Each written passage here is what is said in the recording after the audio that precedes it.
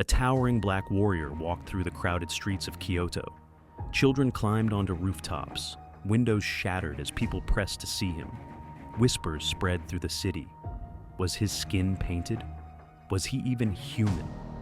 Within weeks, this man would enter the service of Oda Nobunaga, the most feared warlord in Japan. Not a myth, not a legend. A real man named Yasuke. Yasuke's story rewrites how we think about global connections in the 1500s. He was African, arriving in Japan at a time of warlords, Jesuits, and foreign traders. In an era we often imagine as isolated, his life proves the opposite. The Sengoku world was porous, unpredictable, and deeply connected. This isn't just an exotic anecdote. It forces us to question how people of different origins were seen, how power operated, and how one man's presence became a symbol of a globalizing world. His tale has been told in whispers and folklore, in anime and video games, but at the heart of it all lies a handful of chronicles that confirm Yasuke was real, and he was a samurai. To understand Yasuke, we need to see the Japan he entered. This was the Sengoku era, the age of warring states. Since 1467, the collapse of the Ashikaga shogunate had left the islands fractured. Local lords fought endlessly, alliances rose and fell, and the dream of unification seemed distant. By the 1570s, however, one man was changing everything: Oda Nobunaga. A brilliant but ruthless daimyo, Nobunaga crushed rivals with gunpowder weapons and brutal campaigns. He introduced new laws, new taxes, and a vision of centralized power. By the early 1580s, he controlled nearly half the country. Meanwhile, Japan was not as isolated as many imagine. Portuguese traders had arrived in 1543, bringing firearms and strange goods. Jesuit missionaries followed, eager to convert souls. Nagasaki became a hub of global exchange, a city where European priests, Chinese merchants, and Japanese warriors crossed paths. Into this swirl of commerce, war, and faith, Yasuke stepped. Who was Yasuke before Japan? The truth is blurred by silence. No Japanese record names his birthplace. No document preserves his original name. But historians have pieced together fragments. Most agree he was born in Africa around 1555. Some suggest Mozambique, since Jesuit letters referred to him as Ekafre, a Portuguese word often used for Africans from that coast. Others point north, perhaps Ethiopia, or even South Sudan among the Dinka people, famed for their height. What we know with some certainty is that by the late 1570s, Yasuke was no slave. He served in the retinue of Alessandro Valignano, a high-ranking Jesuit visitor, overseeing missions from India to Japan. How he joined Valignano's household is unknown, perhaps recruited as a guard, perhaps once enslaved and freed. But when he enters the record, he is described as a bodyguard, not a servant. He was in his mid-20s, over 6 feet tall, strong, striking, unforgettable. In 1579, Valignano sailed from Portuguese India with his entourage. The route wound across the Indian Ocean, through Malacca, past Macau, and finally to Nagasaki. With him came Yasuke. For 2 years, Yasuke remained mostly in Kyushu.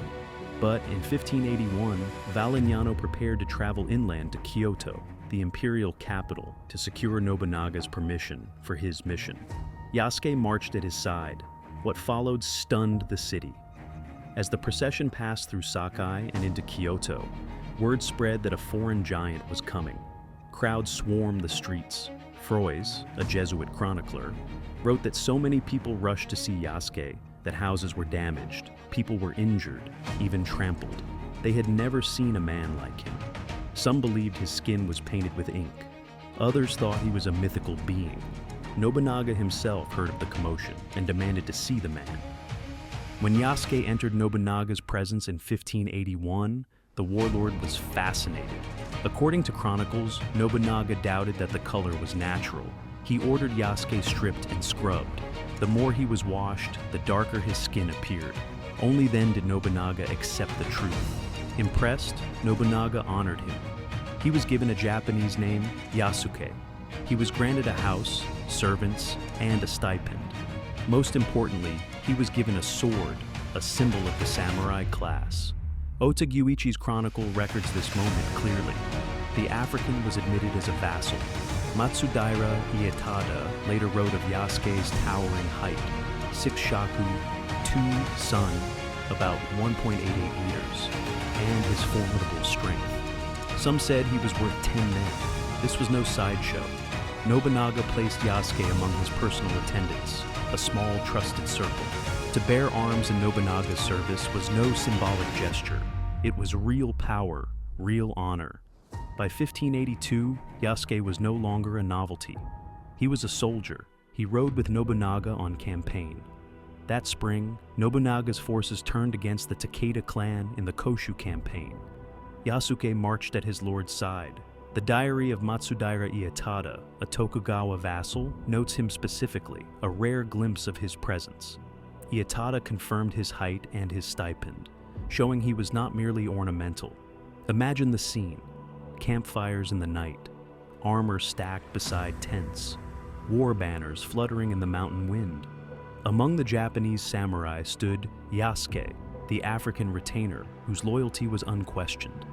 It was a moment when the Sengoku world and the global world intersected directly on the battlefield. The climax came on June 21st, 1582. Nobunaga was resting at the Honnoji Temple in Kyoto with only 30 attendants, including Yasuke. At dawn, Akechi Mitsuhide, one of Nobunaga's generals, betrayed him. With 13,000 men, Mitsuhide surrounded the temple. The flames of musket fire and arrows rained down. Nobunaga's small retinue resisted bravely, but they were hopelessly outnumbered. Nobunaga, wounded and cornered, chose seppuku rather than capture. His loyal page Mori Ranmaru followed. And Yasuke? Chronicles say he fought at Nobunaga's side. When the temple burned, he did not flee.